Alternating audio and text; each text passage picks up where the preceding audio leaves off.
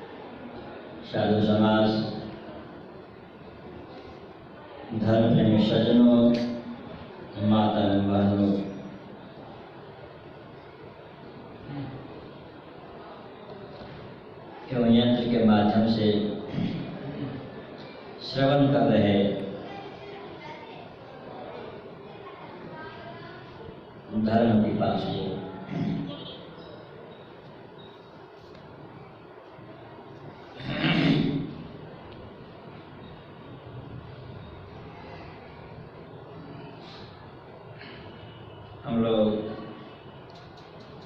ये भली बातें जानते हैं कि संसार में जो कुछ भी कार्य होता है उस कार्य के पीछे कोई न कोई कारण होता है, यानी बिना कारण का कोई कार्य नहीं होता।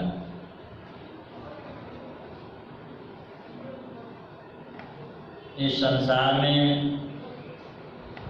देखते कि प्रत्येक मनुष्य अपने अपने तरीके से संसार में लगे हुए हैं। संसार में जो कोई भी आते हैं उनको कुछ न कुछ करना ही पड़ता है। संसार में जीने के लिए कुछ न कुछ करता ही रहता है। लेकिन संसार के चाहे जितने भी कार्य हैं, जैसा भी कार्य है, उसको करके लोग संसार की ओर ही खींचा चला जाता है और संसार में संसार के कार्यों में लगे रहना सुख का कारण नहीं हो सकता, क्योंकि यह संसार ही दुखालय है। जिसको महापुरुषों ने दुखालय कहा, वहां चाहे हम कितना हो प्रयास क्यों ना करें, जो सुख हम चाहते हैं वह सुख नहीं मिल पाता।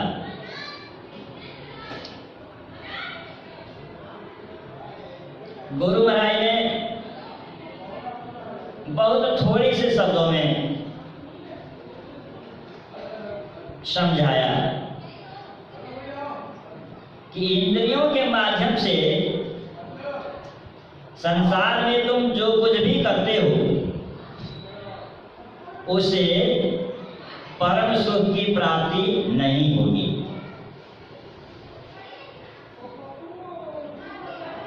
परम सुख की प्राप्ति कैसे होगी? तो इसके लिए कहा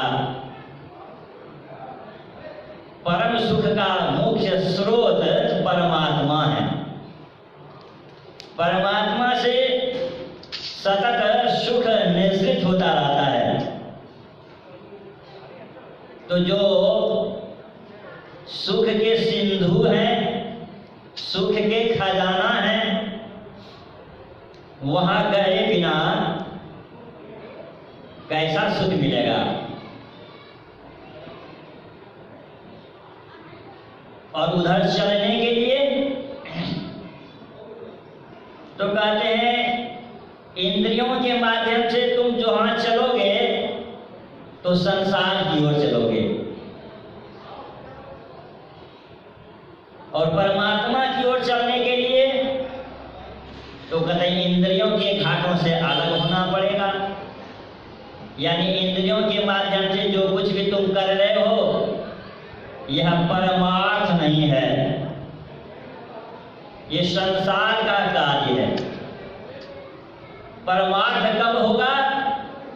तो कहते हैं जब इंद्रियों के घाटों से ऊपर उठकर तुम परमात्मा की ओर चलोगे, तब समझो असली परमात्मा तक जाने का रास्ता शुरू हुआ है। और इसके बिना संसार में ही भटकाव लगा रहेगा, संसार में आना जाना बना रहेगा। पुण्य कार्य करते हैं तो संसार का वैभव प्राप्त होता है, लेकिन संसार का वैभव भी सदा एक रस नहीं रहता, उसमें भी कम ज्यादा होता रहता है। कभी संसार का वैभव किसी का बढ़ गया, कभी वैभव घट गया, तो ये घटना बढ़ना चलता रहता है दिन रात के तरह। जिस तरह कभी दिन कभी रात कभी रात कभी दिन होता रहता है, उसी तरह मनुष्य सोचता तो है कि अधिक से अधिक संसार के वैभवों को अपने मुट्ठी में कर लें, अपने काबू में कर लें, लेकिन ऐसा हो नहीं पाता। और सोचते विचारते एक ऐसा समय आता है जब शरीर की शक्ति कमजोर हो जाती है, और जब शरीर में शक्ति ही नहीं रहती तो फिर भला भक्ति कैसे करें? संसार का भी काम नहीं हो पाता, भक्ति भला क्या? भक्ति में भी शक्ति की आवश्यकता है। यूं तो संसार से कब जाना होगा इसकी कोई निश्चित तिथि नहीं है। कौन कभी संसार से चले जाए? इसलिए गुरु नानक साहब ने कहा कि न बालक न यौवने नहीं विरधि कछु बंध, वह अवसर नहीं जानिए जब आए पड़े यम फंद। यम का फंदा कब गले में पड़ जाए कोई गारंटी नहीं। इसलिए संत कबीर साहब ने कहा कि सुगिरत कर ले नाम सुमिर ले, को जाने कल की जगत में खबर नहीं पड़ेगी। पल का ठिकाना नहीं है, भला कल का क्या ठिकाना हो। लेकिन फिर भी लोग सोचते हैं कि अभी तो संसार के वैभवों को भोगने का समय है। बचपना तो ऐसे ही निकल जाता है, जवानी में संसार के भोगों को भोगने में लगा रहता है, और जब बुढ़ापा आ जाए तो उस समय लगता है कि भोग को हम क्या भोगेंगे, अरे भोग ने ही हमें भोग लिया। तो पता लगता है इंद्रियां थकती नहीं, मन जवान बना रहता है, और इस तरह संसार के भोगों में पड़ा रहता है। कहते हैं इससे ये जो बीमारी लगा हुआ है संसार में आने और जाने वाला, यह बीमारी तुम्हारा नहीं छूटेगा। बीमारी कैसे छूटेगा? तो कहते हैं इंद्रियों पर काबू करो, जिसको नवधा भक्ति के अंदर छठी भक्ति में कहा गया, छठ दमशील विरति बहुकर्मा, बहुत से कर्मों से अलग होकर इंद्रिय निग्रह करो, इंद्रियों को अपने काबू में करो। अभी हम इंद्रिय के अधीन हो रहे हैं, इंद्रियां जो जो कहती वही वही हम करते हैं, आज जिसका परिणाम संसार का सुख दुख होता रहता है। पर इंद्रियों का नाथ मन है, राजा मन है। मन को अगर काबू में कर लिया तो समझो इंद्रियां काबू में हो ही जाएंगी। इसलिए सातवीं भक्ति में कहा, सातम सम मोहि मैं जग देखा, क्षमता प्राप्त करने के लिए, और क्षमता शम यानी मनोनिग्रह, इंद्रिय निग्रह और मनोनिग्रह जब तक नहीं होगा तब तक हम अंधकार में ही पड़े रहेंगे, और अंधकार में जब तक पड़े रहेंगे तब तक जिस सुख की लालसा बनी हुई है, जिस शांति की खोज लोग इन प्रकार करते रहते हैं, वह नहीं मिल पाता। वह मिलेगा कब? जब हम परमात्मा की भक्ति करेंगे, परमात्मा की ओर चलते चलते परमात्मा को पा लेंगे, तभी हमारा काम पूरा होगा और तभी हम संसार के झंझटों से मुक्त हो सकेंगे। और नहीं तो संसार की ऐसी बनावट है कि इस बनावट में पढ़कर सदा दुख भोगते रहते हैं। यह एक जन्म की बात नहीं है, कब से इस चक्कर में पड़े हैं ठिकाना नहीं। जब से इस सृष्टि में आए हैं तब से यही झमेला लगा हुआ है, लेकिन यहाँ का आकर्षण ऐसा है कि इस आकर्षण से हम छूट नहीं पाते, और नतीजा होता है कि सतत ऐसे दुख को नहीं चाहते हुए भी भोगना पड़ता है।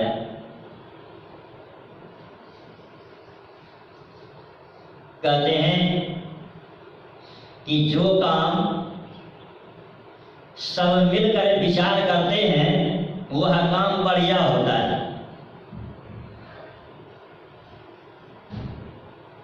तो अभी हम लोग सुन रहे थे कागभूषुंडी और गरुड़ का संवाद, रामचरितमानस 7वां सोपान।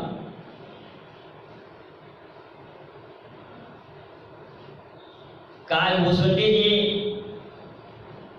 उपदेश कर रहे हैं और गरुड़ ये सुन रहे हैं।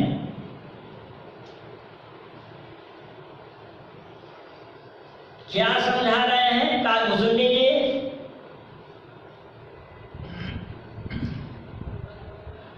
कि संसार में जो असंभव सब कार्य है वह भी संभव हो जाए, लेकिन राम की भक्ति किए बिना जीव सुख नहीं पा सकता है।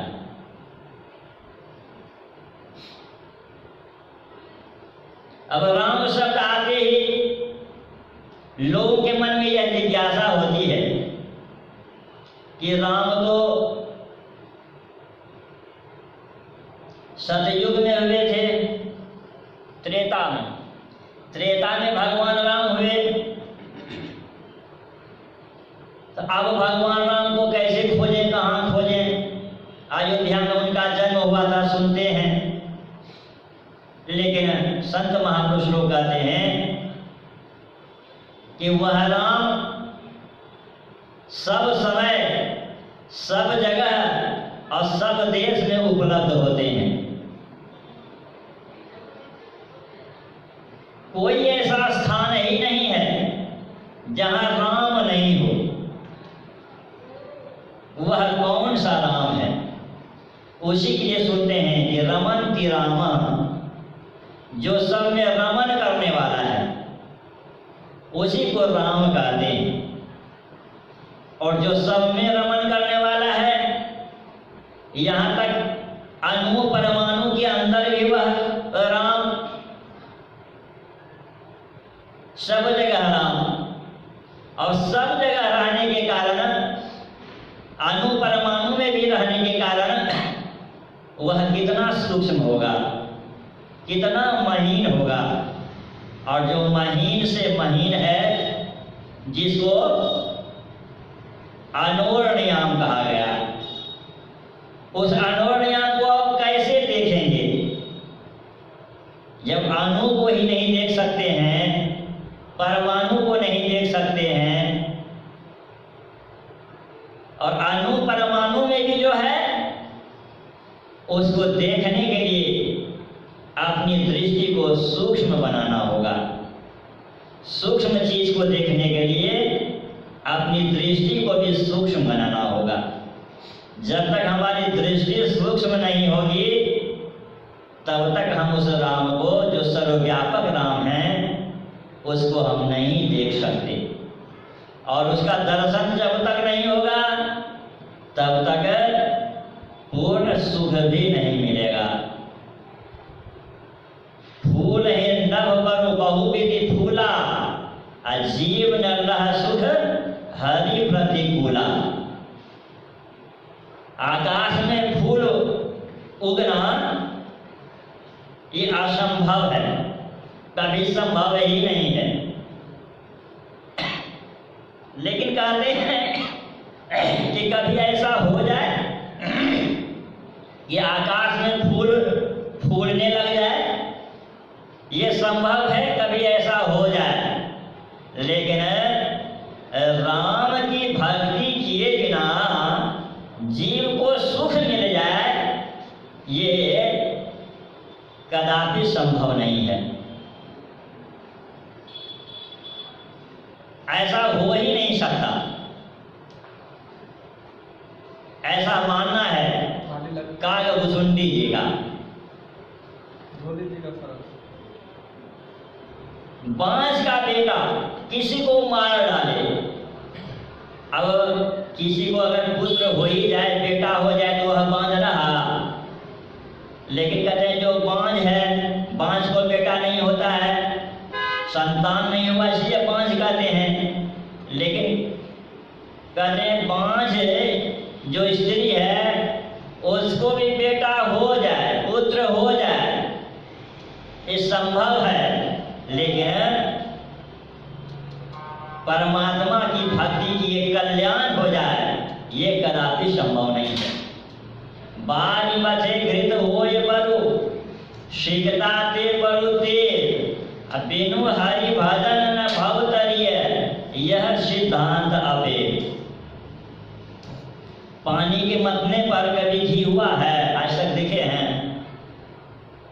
पानी के मतने पर आज तक घी हुआ नहीं, और आगे भी होगा ऐसा दिखता नहीं, समझ में आता नहीं।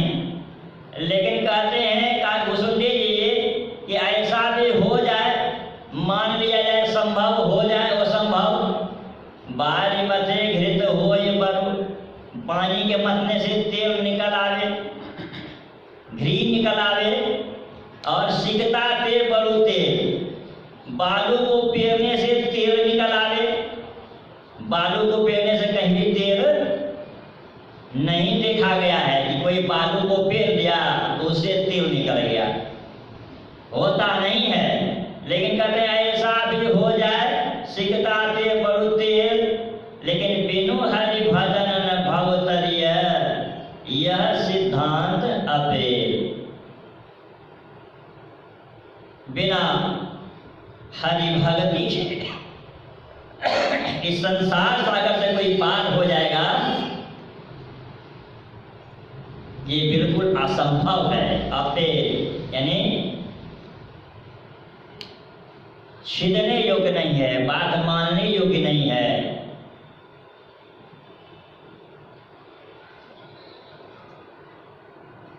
यह अटल सिद्धांत है कि बिना परमात्मा की भक्ति के कोई पार संसार सागर से पार नहीं हो सकता।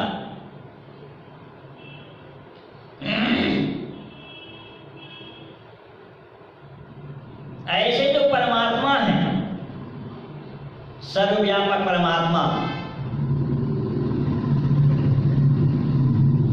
वे क्या क्या करते हैं, उनकी कैसी लीला है, मस्का ही करें बिरंची प्रभु।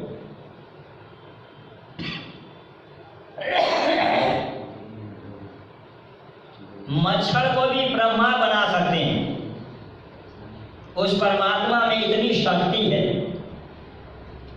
उस राम में इतनी शक्ति है कि मच्छर को भी ब्रह्मा बना सकते हैं और ब्रह्मा को भी मच्छर से तुच्छ बना सकते हैं। ऐसे परमात्मा होते हैं और इतने शक्तिशाली जो परमात्मा होते हैं जिसके अंदर तमाम शक्तियां हैं, उनको छोड़कर अगर कोई सोचता है मेरा कल्याण होगा, तो ऐसा कदापि नहीं हो सकता।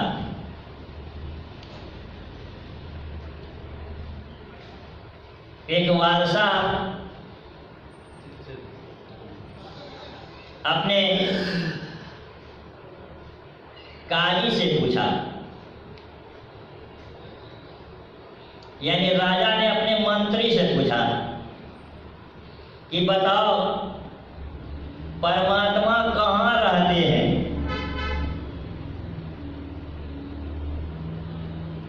और परमात्मा क्या क्या करते हैं।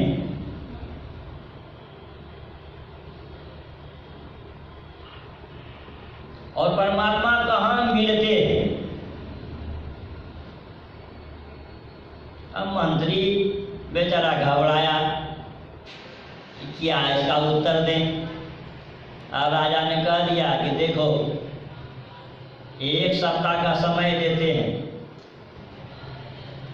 तुम सोच करके इसका उत्तर दो कि परमात्मा कहाँ रहते हैं, अब परमात्मा क्या क्या करते हैं और परमात्मा कहाँ मिलते।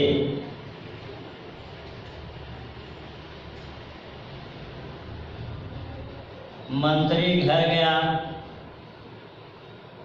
चिंता में निमग्न है, क्या उत्तर दें, कुछ समझ नहीं आ रहा था। अब वो जो मंत्री के सेवक थे, उन्होंने पूछा मंत्री से कि आप इतने उदास क्यों हैं, आप तो कितने खुशहाल रहा करते थे, आनंदित रहा करते थे, और आप बहुत चिंतित दिख रहे हैं, उदास दिख रहे हैं। मंत्री ने अपने सेवक से कहा, अरे तुम जानकर क्या करोगे, तुम्हारे जानने से हमारी चिंता दूर नहीं हो सकती, इसलिए तुमको हम क्या बताएं। सेवक निवेदन करता है मंत्री जी से कि कृपा करके ये पर बतलाइए तो। अरे नहीं बतलाएंगे फिर भी तो हम कुछ नहीं कर पा रहे हैं, और अगर आप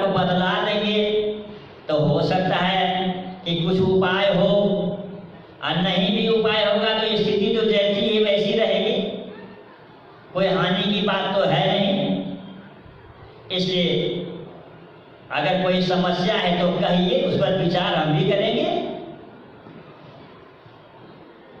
मंत्री सोचता है ठीक है ही कहता है, अरे कह देने से भी तो कोई हानि नहीं है, कह ही देते हैं। तो राजा साहब ने जो प्रश्न पूछा था अपने सेवक को सुनाते हैं। ये राजा ने पूछा है कि परमात्मा कहाँ रहते हैं और परमात्मा कहाँ मिलते हैं, परमात्मा क्या क्या करते हैं।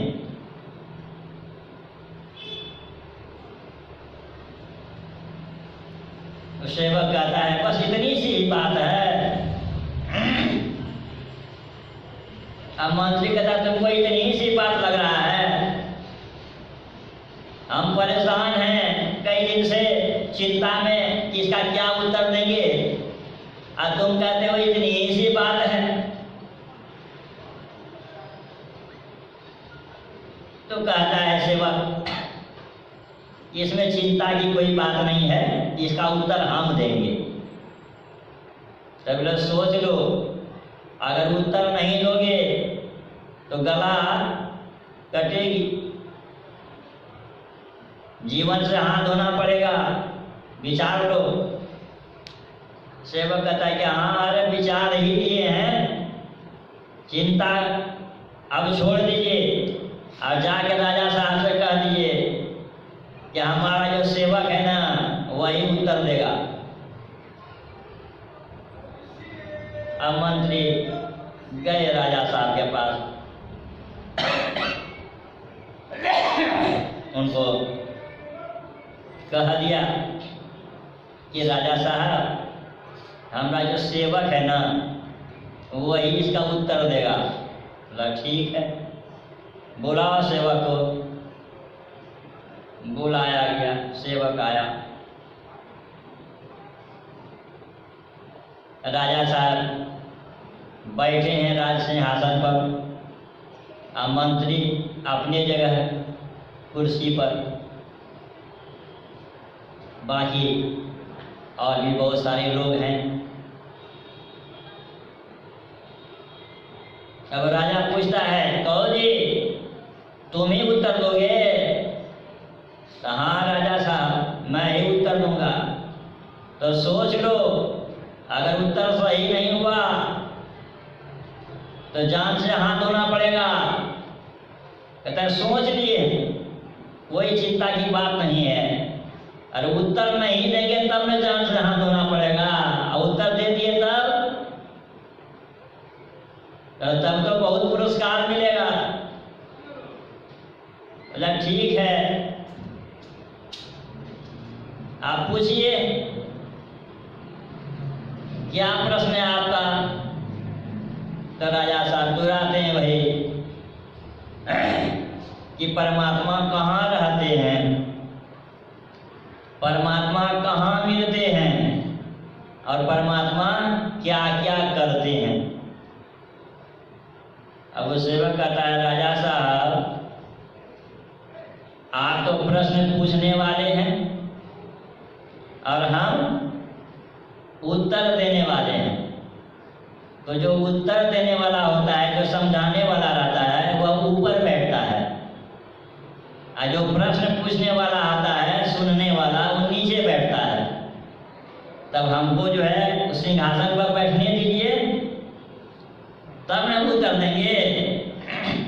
कैसे उत्तर देंगे? हम उत्तर देने वाले तो ऊपर बैठेंगे। राजा सोचता अच्छा चलो थोड़ी देर की बात है, उसके बाद तो इसका राम नाम सत्य हो ही जाएगा, थोड़ी देर भी इसको बिठा ही देते हैं। तब क्या करे राजा साहब वहाँ से उठे अपने सिंहासन से। और जब राजा साहब उठे तो कहाँ बैठेंगे? तो मंत्री जो बैठा हुआ था तो वो भी खड़ा हो गया। तो मंत्री के कुर्सी पर बैठ गए राजा साहब। अब मंत्री जो था उस सेवक के जो कुर्सी था उस पर बैठ गया, और सेवक जाकर बैठ गया राजा की कुर्सी पर, राज सिंहासन पर। वहाँ बैठ के तब आदेश करता है, ये राजा साहब एक धेनु गाय मंगाया जाए। तो बोलता है हम पूछ रहे हैं अपने प्रश्न का उत्तर, आए बोलता धेनु गाय मंगाया जाए। तो धेनु गाय क्या करेगा जी? बोलता है आप आदेश है मेरा तो आप मंगाइए। ठीक है चलो थोड़ी देर की बात है, एक धेनु गाय लाया गया, गोपाल भी साथ में, एक मटका मंगाया, बोला इसको दूहो। तो दूध को दूहा तो मटका भर गया।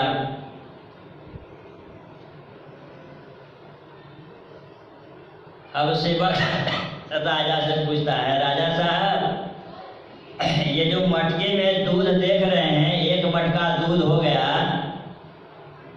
ये दूध कहाँ था? गाय के थन में। वो तो दूहने से मटका भर गया, लेकिन जो इतना दूध था पूरा मटका भरा हुआ, यह दूध क्या इसी थन में सिर्फ है? बोला नहीं, दूध तो पूरे शरीर में रहता है। दूधे समय वहाँ वो बाटम से दूहता है, थन से दूध दूहा जाता है, लेकिन रहता है वहीं पर तो नहीं। तो ये आपके पहले प्रश्न का उत्तर है कि जिस तरह दूध सिर्फ थन में नहीं रहता है, पूरे शरीर में रहता है, उसी तरह परमात्मा सब जगह रहते हैं। दूसरा प्रश्न था कि परमात्मा मिलते कहाँ हैं? तो जिस तरह दूध गाय के पूरे शरीर में रहते हुए भी पूरे शरीर से दूध नहीं निकाला जा सकता, थन को छोड़कर जो दूहते हैं, पाठ को छोड़कर अगर दूहेंगे नहीं, और कहीं चाहेंगे दूसरी जगह से उसको चीर कर दूध निकालें, तो दूध नहीं बल्कि खून मिलेगा, दूध नहीं मिलेगा। तो इसी तरह परमात्मा सब जगह हैं, लेकिन सब जगह मिलते नहीं हैं। कहाँ मिलेंगे? तो कहते हैं जिस तरह पूरे शरीर में दूध रहने के बाद भी दूध थन के माध्यम से बाढ़ से दूर करके निकाला गया, उसी तरह परमात्मा तक जाने के लिए सुषुम्ना एक जगह है, सुषुम्ना होकर के तब उधर जाया जाता है, जिसको ईड़ा पिंगला का मिलन भी कहते हैं। ईड़ा पिंगलियों मध्य सुषुम्ना च सरस्वती। तो परमात्मा की प्राप्ति कब होगी? कि सुषुम्ना मार्ग होकर जब चलेंगे और अंधकार प्रकाश शब्द से परे होकर निःशब्द में जब जाएंगे, तब वहां परमात्मा से भेंट मुलाकात होगी। दो प्रश्न का उत्तर हो गया। अब तीसरा प्रश्न बचा कि परमात्मा क्या करते हैं। तो बोला इसके लिए तो प्रत्यक्ष ही देख रहे हैं कि परमात्मा क्या करते हैं। राजा को बना दिया है मंत्री, और मंत्री को बना दिया सेवक, और सेवक को बना दिया है राजा। राजा के सिंहासन पर बैठा हुआ था सेवक, तो राजा हो गया, और राजा साहब मंत्री के कुर्सी पर तो मंत्री हो गए, और मंत्री साहब सेवक के कुर्सी पर। इसलिए कहते हैं कि परमात्मा क्या नहीं कर सकते। ये सारी सृष्टि परमात्मा की है, इसलिए परमात्मा कुछ भी कर सकते हैं। जिस तरह फुलवाड़ी है।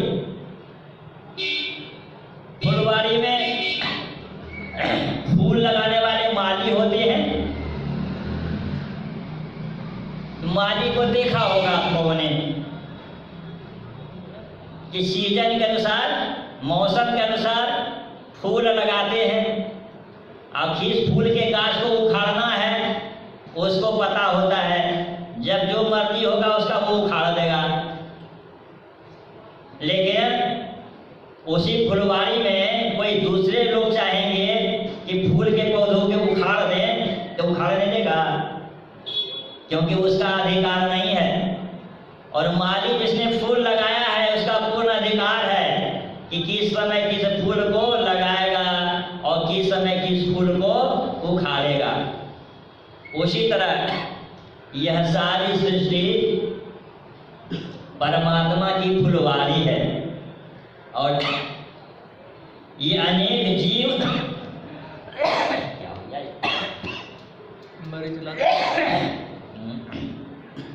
ये अनेक जीव अनेक प्रकार के फूल हैं।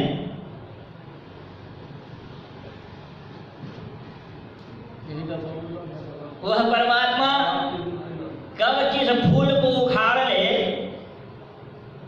उसको कोई बोलने वाला नहीं है, कोई टोकने वाला, रोकने वाला नहीं है।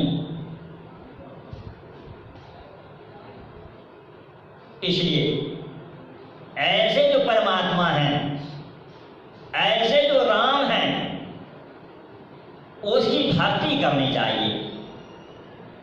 आवागमन सब दुख दूजा, है नहीं जग में कोई, इसके निवारण के लिए प्रभु भक्ति करनी चाहिए। संसार के दुख से दुखित होते रहते हैं, इसे पूर्ण रूप में छूटने के लिए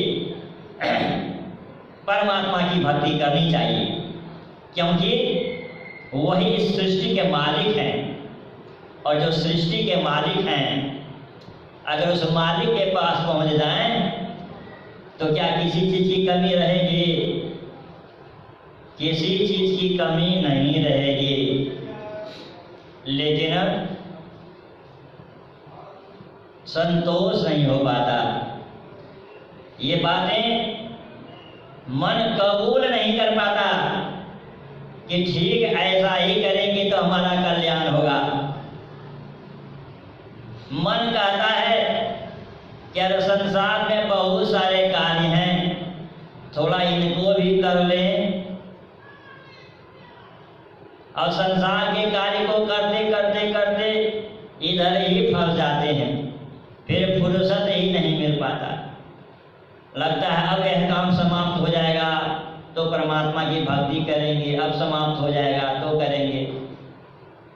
काम का तो कोई अंत ही नहीं है। पूज्य गंगाधर बाबा सुना रहे थे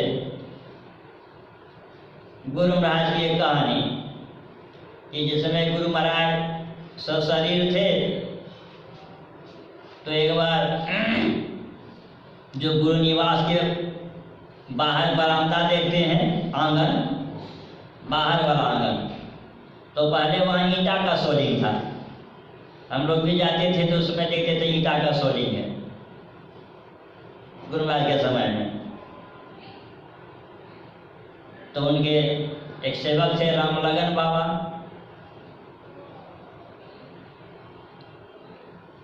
तो रामलगन बाबा के पास एक कोई सज्जन पहुंचे और उसने कहा रामलगन बाबा से कि बाबा ये आंगन में ईंट अच्छा नहीं लगता है, हम चाहते हैं इसमें ईंट को उखाड़ के इसमें मुजाक लगा दिया जाए तो अच्छा लगेगा।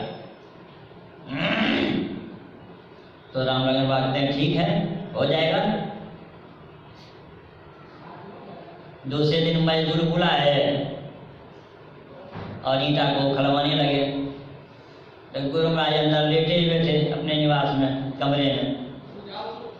तो खटखट की आवाज गई। खटखट की जब आवाज गई तब गुरु महाराज पूज्य भागीरथ बाबा से पूछते हैं, भागीरथ ये खटखट की आवाज कहाँ से आ रही है?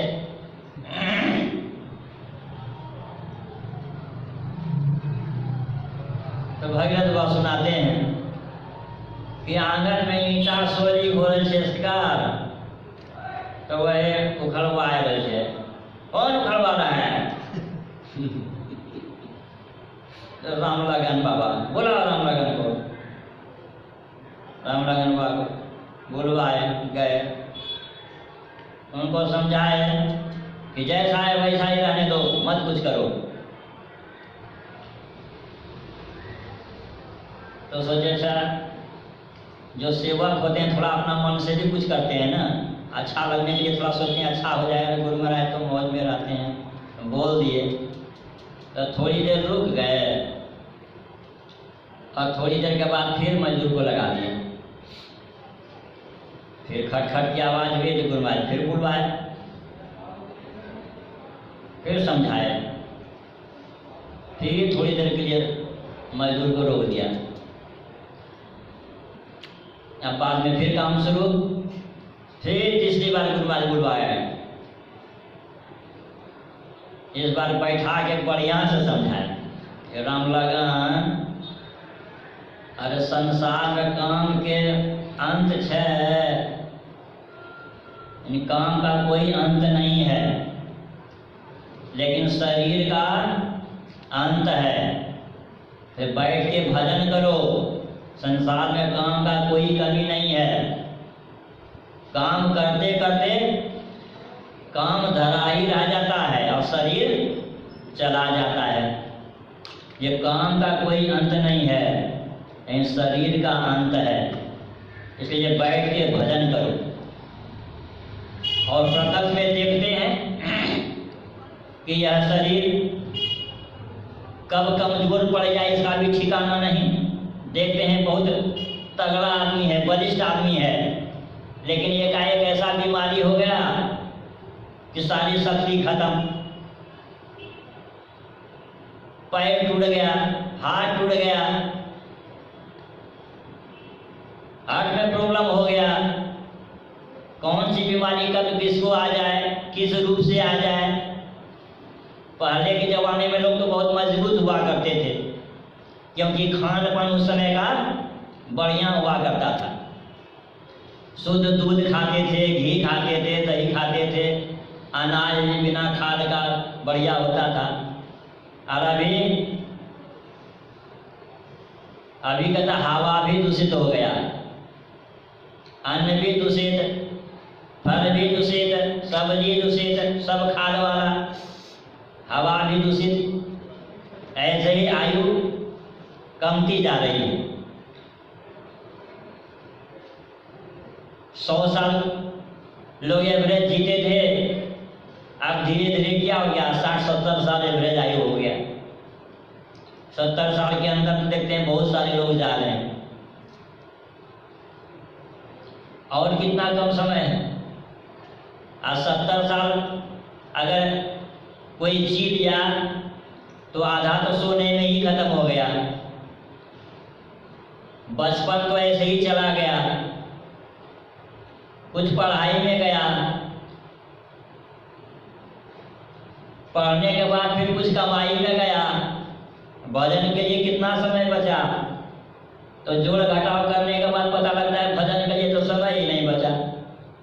थोड़ा बहुत सुबह सुबह उठा, स्नान किया और थोड़ा अगरबत्ती धूपबत्ती जला लिया, हो गया काम खत्म। कैसे काम चलेगा? इंद्रियों के घाटों से कैसे ऊपर उठेंगे? यहाँ कहते हैं कि जब तक इंद्रियों के घाटों में पड़े रहोगे तब तक संसार में पड़े रहोगे, तब तक परमात्मा की भक्ति हो ही नहीं, राम को तुम जान नहीं सकोगे। क्योंकि राम ब्रह्म परमार्थ रूपा अविगत अकथ अनादि अनूपा, ऐसे राम परमार्थ स्वरूप हैं। लेकिन सब जगह हैं, कहीं खाली नहीं, इन आंखों से दिखते नहीं, अनादि है, उसका कोई छोर ही नहीं है,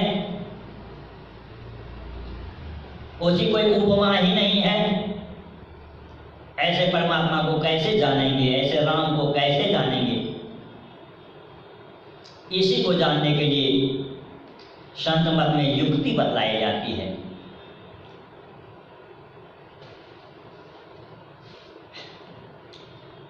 जीव जागृत, स्वप्न, सुषुप्ति, इन तीन अवस्थाओं में प्रत्येक दिन आता और जाता है। अब कहते हैं जब तक इन तीन अवस्थाओं में आना जाना लगा रहेगा तब तक परमात्मा की भक्ति ठीक शुरू नहीं होगी। शुरुआत तो हो गया, कुछ न कुछ किया तो शुरुआत हुआ, लेकिन असली शुरुआत नहीं हुआ। क्योंकि गोस्वामी जी ने कहा तीन अवस्था तजहु भजहु भगवंत। तीन अवस्थाओं को छोड़ने पर चौथी अवस्था में भक्ति का असली शुरुआत। जब जागृत अवस्था में रहते हैं तो 14 इंद्रियों के साथ रहते हैं। 5 ज्ञान इंद्रियां, 5 कर्म इंद्रियां और 4 अंतःकरण इंद्रियां। इन 14 इंद्रियों से जब युक्त होते हैं तो उसको कहते हैं जागृत की अवस्था। और जब तक 14 इंद्रियों से युक्त रहते हैं तब तक शरीर का भी ज्ञान होता है और संसार का भी ज्ञान होता है। शरीर और संसार में सामंजस्य है। शरीर के जिस तल पर जब हम रहते हैं संसार के भी उसी तल पर तब हम रहते हैं। तो 14 इंद्रियों से जब युक्त हैं, जब 14 इंद्रियां एक्टिवेट रहता है, काम करती है 14 इंद्रियां, तो क्या होता है शरीर का भी ज्ञान और संसार का भी ज्ञान। लेकिन जब स्वप्नावस्था में जाते हैं तो क्या होता है, स्वप्नावस्था में 10 इंद्रियां काम नहीं करती। 5 ज्ञान इंद्रियां और 5 कर्म इंद्रियां ये काम करना बंद कर देती। इसलिए कोई स्वप्न में है, स्वप्न में संसार का पता ही नहीं लगता। स्वप्न जो देखते हैं वही सत्य लगता है हम अमीर और स्वप्न देख रहे हैं गरीब, तो गरीब वाला भान होता है गरीब, स्वप्न देख रहे हैं कि हैं अमीर, तो अमीर वाला भान होता है, गरीबी का भान नहीं रहता। यानी जब स्वप्नावस्था में जाते हैं तो जागृत अवस्था का काम खत्म। स्वप्नावस्था में 4 इंद्रियां काम करती हैं, मन, बुद्धि, चित्त और अहंकार। यानी 4 इंद्रियों से युक्त जब होते हैं तो उसको स्वप्नावस्था कहते हैं। और फिर तीसरी अवस्था सुषुप्ति अवस्था, यानी नींद की अवस्था। नींद में जब चले जाते हैं तो क्या होता है, और भी 3 इंद्रियां छूट जाती है। अब एक ही इंद्रिय रह जाता है, वह है चित्त। मन, बुद्धि, अहंकार छूट गया। इसलिए गहरी नींद की अवस्था में कोई चिंतन नहीं होता, लेकिन चित्त है, चित्त का काम है स्पंदित करते रहना, हिल डोल करना, एकदम श्वास लेते रहते। और चित्त काम करने के कारण ही चित्त में सब कुछ रिकॉर्ड होता है। जब जगते हैं तब लगता है कि हाँ खूब सोया, पता लगता है। जब तक सोए हैं तब तक पता नहीं है, लेकिन जब जग जाते हैं तब लगता है कि आज खूब सोया। तो ज्यों-ज्यों इंद्रियों के घाटों से छूटते जाते हैं त्यों-त्यों हमारा सुख बढ़ता जाता है। 14 इंद्रियों के साथ हैं तो संसार का विशेष सुख दुख प्रभावित करता है।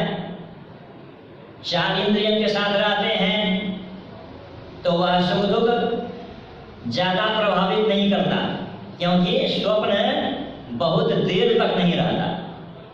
जितनी देर तक हम जागृत अवस्था में रहते हैं उतनी देर तक हम स्वप्नावस्था में नहीं रहते, जल्दी ही नींद टूट जाती है, जागृत अवस्था में आ जाते हैं, स्वप्न का भान खत्म हो जाता है।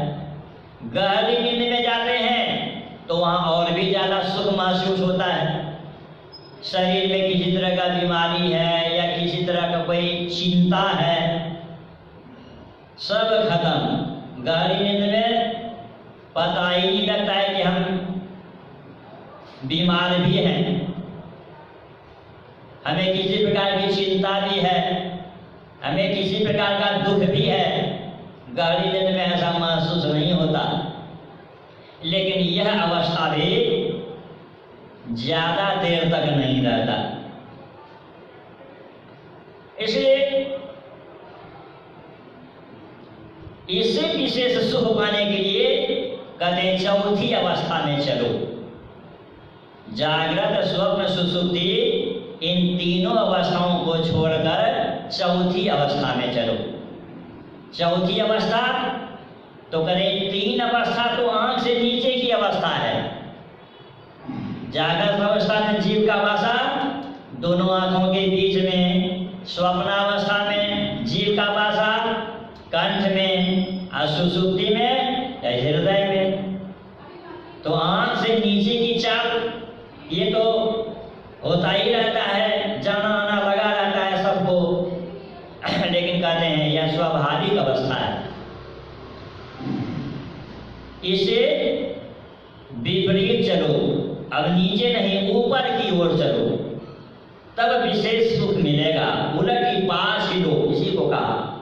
पैरों पकड़ो, पसरा मना बटोर।